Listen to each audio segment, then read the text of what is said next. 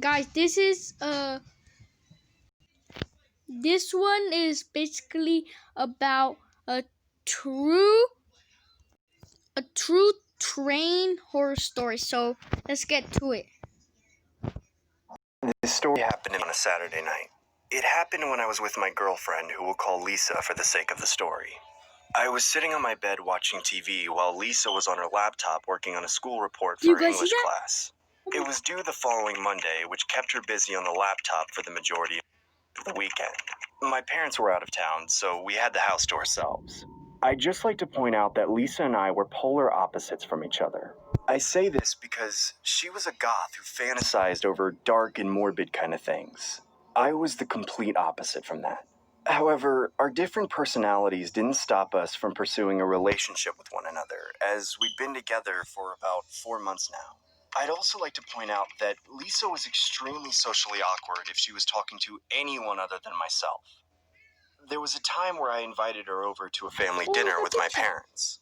Lisa was understandably a bit shy at first, but as the night progressed, it turned out to be less awkward than I anticipated. Near the end of dinner, my dad asked Lisa, "So Lisa, if you could have anything in the world other than Jack, what would it be?" I don't know if I feel comfortable answering Guys, that. do you know the What do you mean? parents? What else would you want other than my son? Harold, stop it. Sweetie, you can tell us Look at only the if you parents. want. I could tell Lisa was getting uncomfortable about the impromptu interrogation my parents decided to have by the look on her face. Well, it's complicated. To be honest, Is this I was a little related taken to the back by other that one? statement, as I thought I knew everything about her. I decided to chime in saying, what do you mean, Lisa? Things took a total 180 when Lisa says, Don't you guys wish you could resurrect your dead loved ones? Sure, I mean, I guess I would. My family found Why would she Lisa say quite bizarre since that day, but oddly enough, accepted her for who she was.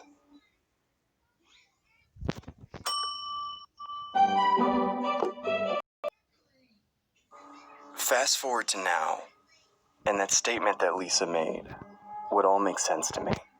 Lisa was tired of the monotony of her report, so we decided to head to the balcony. I remember both of us being out of our minds while gazing out into the horizon. Midway through, Lisa offhandedly makes an odd remark saying, It would be pretty cool if I could see Todd again. Todd was Lisa's ex. I found this quite strange that she would say such a thing, considering the fact that we were both dating each other. I assumed she was out of her mind, but sadly, that didn't stop me from giving her a piece of my mind. I agitatedly said, "Fine, go see him then. It's not like I ever liked you." Lisa then gives me a death stare like she wanted to throw me off the balcony. I stare back at her while I casually take another.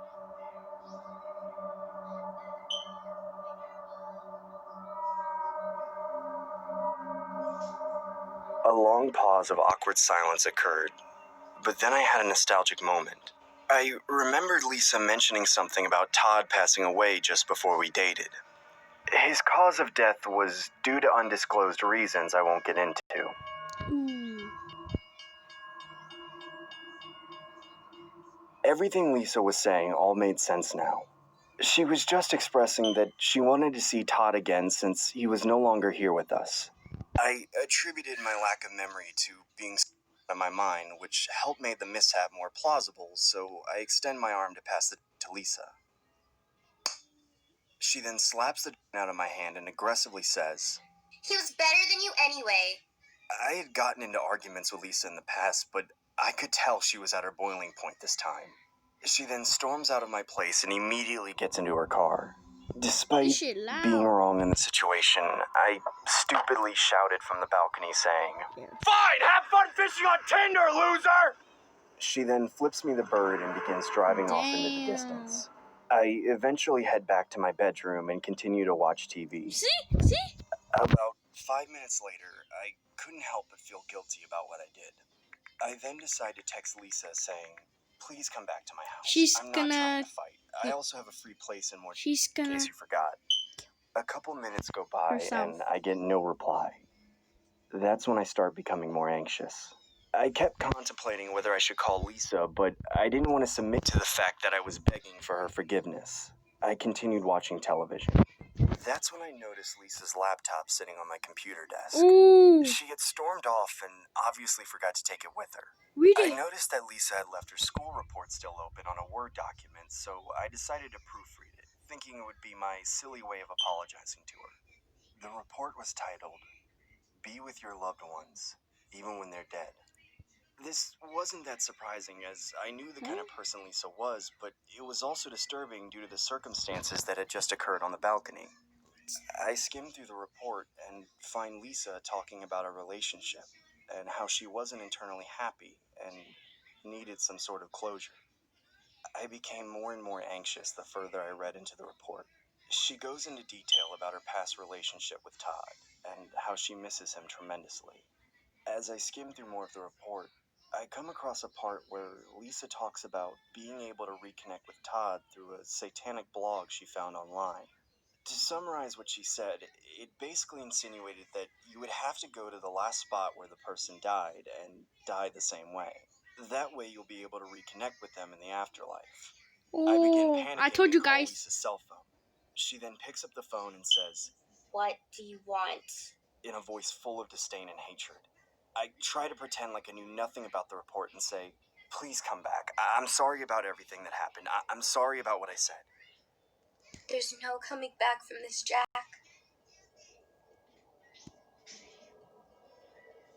That's when I hear the sound of a train honking from a distance. My heart dropped and I yelled, "Lisa, where the hell are you?" Where I should have been all along.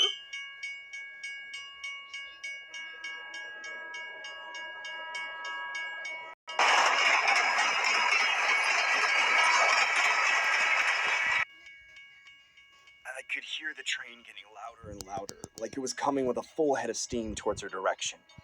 I began shouting, "Lisa, get the hell out of there! Lisa, please, I'm sorry!" Desperately trying to stop her from what I knew she was about to do. Damn. "Lisa, I'm sorry, okay? Get the hell out of there, please!" "Oh, Lisa, please, I'm sorry. I'm sorry. I'm sorry. Lisa, please, I'm sorry. I'm sorry. I'm sorry. Please come back. I'm sorry. I'm sorry I was such an awful boyfriend. I'm sorry, Lisa." She then said, See you again, Todd. "No! No, Lisa! No, Lisa, please, I'm sorry."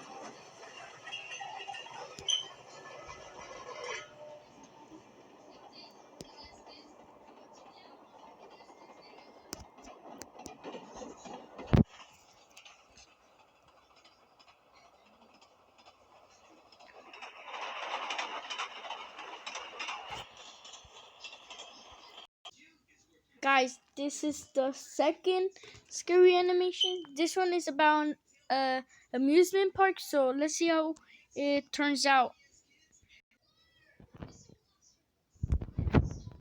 It was the beginning of summer. I decided to go to my local amusement park. My town opens the amusement park only during the summertime. I would usually spend, most of my summers indoors, watching YouTube, playing video games, basically living with my introverted Yeah, me tendencies. too. I was never the type to be outgoing, but decided to make friends at the fair this year, or at least attempt to.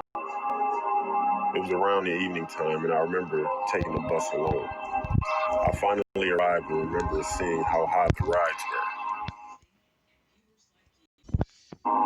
Every time I look at a roller coaster or Ferris wheel, I always think of the movie Final Destination. Freak accidents occur. I'm personally afraid of heights, so I would always avoid going on the tall rides. As the night went on, I played a few carnival games, but That's rape. would always come out empty-handed. Maybe I just sucked at the monotonous fair games and was better off playing video games at home. At least it's something I'm better at, but decided to test my luck. After all the unsuccessful attempts at winning my prizes, there was one game that caught my attention. It was an old, dusty-looking machine isolated at the end of the park. Nah. It looked like one of those fortune teller machines that you would see in the arcades. The game didn't draw much attention from the people at the fair, so I decided to check it out myself. It was called Psychic Clown. It had a creepy looking clown inside. You know, sort of looked a bit too real for my liking, honestly. I also noticed the game cost $1 per try, so I put whatever spare change I had into the slot. I then pressed the go button, and the clown began talking. It said, "Ask me a yes or no question to uncover the truth, and then press the go button." So I asked the clown, "Will I get a girlfriend by the end of the year?" I hit the go button, and the clown began moving. It started disturbingly laughing, and then eventually said the word, "No." Bro. I thought to myself, this can't be accurate. It's just a fair game. But the sad reality was that the clown was probably right. I decided to ask the clown more personal questions this time. I dropped more change in the slot and asked him, "Are my parents divorced?" "My parents have been divorced for 10 years now." I pressed go, and the clown began doing his disturbing laugh again, eventually saying the word, "Yes." At this point, I was really creeped out and contemplated if it was just a fluke, or if this psychic clown game was for real. I reached for more change and realized that I only had $2 left, which was supposed to be my bus fare. I planned on calling my mom to come pick me up, so I decided to use my last $2 on the psychic clown now. I put the first dollar in, was ready to ask it a question, but the game didn't work this time. I gave it a few light taps and the clown began to laugh again. But this time, it seemed like the clown was malfunctioning. It began laughing uncontrollably and started jerking its body back and forth just vigorously. The movements were so vigorous to the point where the clown started banging his head on the glass, causing it to crack. This caused me to have a fight or flight reaction while others laughed at me. I found the whole ordeal pretty disturbing to say the least. I assumed it was some sort of glitch, so I decided to use my last dollar on one more question. The last question I asked of the clown is, "Will my mom pick me up from the fair tonight?" Again, the clown begins to do its creepy laugh. Then it says the word, "No." The next part of this story is what sends chills down my spine. My mom calls me right after the clown says, "No." I pick up the phone and my mom asks me if I'm on my way home. I ask her if she can pick me up and she says, "Yes, I will." The call abruptly cuts off. I figured my phone had poor signal, so I didn't bother calling her back. I Yo. assumed that she was on her way to pick me up. At this point, I realized that the clown's revelation was wrong. My mom was on her way to pick me up. I head to the exit of the fair to wait for my mom to arrive. A few minutes then turned to an hour. I dial my mom's number again, and I try calling her back, but the call went straight to voicemail. I repeat this 10 more times as I leave her a text message saying, "Where are you?" But I didn't get a response. I then called my Damn. stepdad. He answers the phone and asks if I'm headed home. I tell him I've been trying to get a hold of my mom for the past 2 hours. I can hear sheer panic in my stepdad's voice as he tells me he will get my cousin to come pick me up instead. An hour later, my cousin finally arrives to pick me up. Yeah. He had a look of distraught in his face, like he had just been through hell. I asked him if he knows where my mom is and why my stepdad didn't come for the ride. What he said next turned my stomach into a million What knots. happened? He tells me that he dropped my stepdad off at the hospital because my mom got into a car crash. I panicked and told my cousin to immediately drive to the hospital.